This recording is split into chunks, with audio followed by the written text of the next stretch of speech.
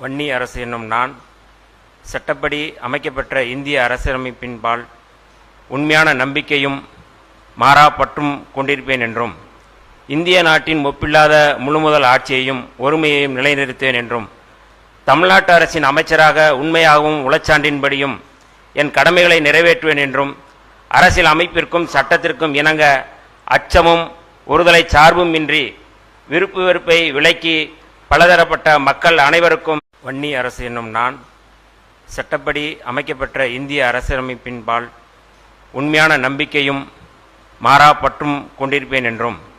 இந்திய நாட்டின் ஒப்பில்லாத முழுமுதல் ஆட்சியையும் ஒருமையையும் நிலைநிறுத்துவேன் என்றும், தமிழ்நாட்டு அரசின் அமைச்சராக உண்மையாகவும் உளச்சான்றின்படியும் என் கடமைகளை நிறைவேற்றுவேன் என்றும்,